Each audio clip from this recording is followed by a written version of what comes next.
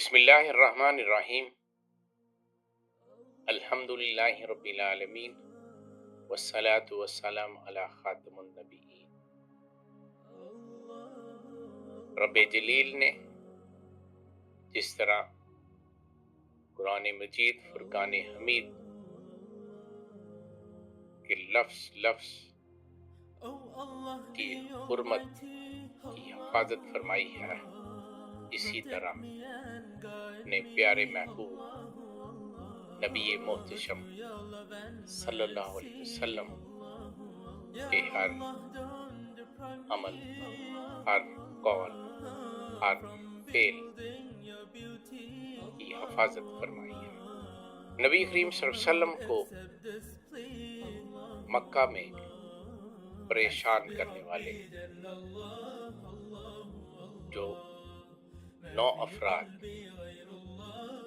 سب سے زیادہ اہم رہے اور انہوں نے نبی کریم صلی اللہ علیہ وسلم کو تنگ کرنے کا کوئی موقع ہاتھ سے نہیں جانے دیا، ان میں ایک نام ابو لہب کا بھی ہے۔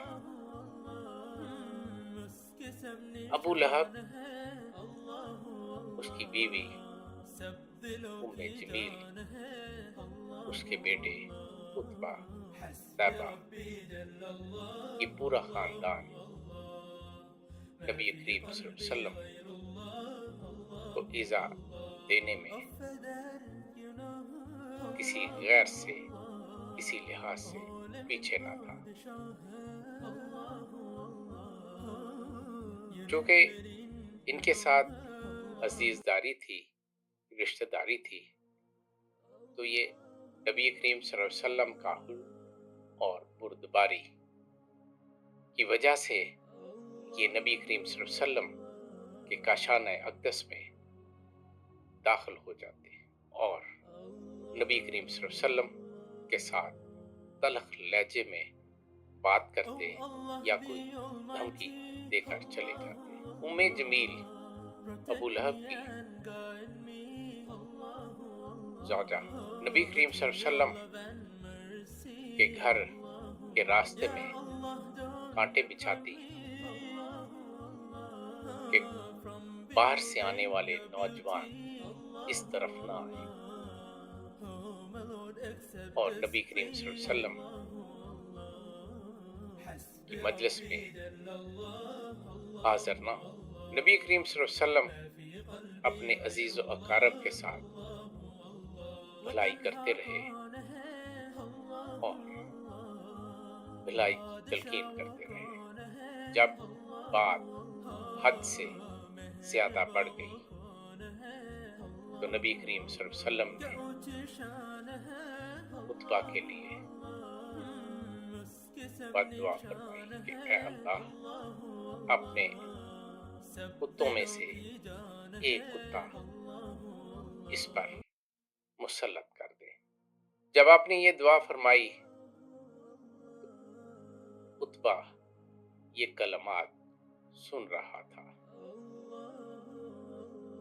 اس نے گھر آ کر ابو لہب سے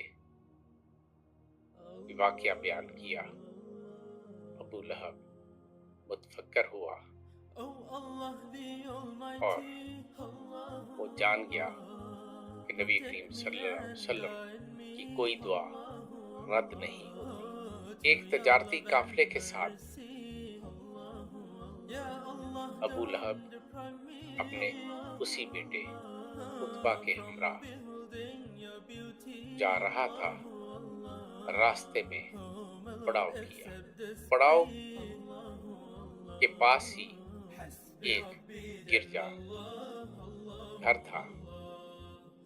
ابو لہب اس پادری کے پاس گیا اور اس گرجے کے صحن میں رات گزارنے کی درخواست کی۔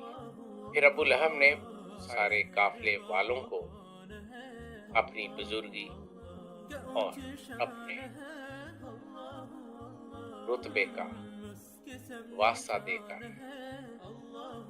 انہیں اس بات پر قائل کیا کہ وہ سارا سامان ایک جگہ پر رکھیں،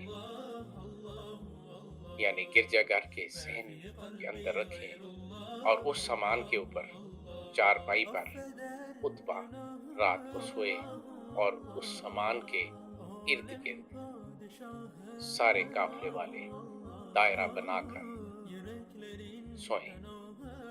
جب رات ہوئی، سب سو گئے، تو ایک شیر آیا، اس نے سارے قافلے والوں کو سونگا،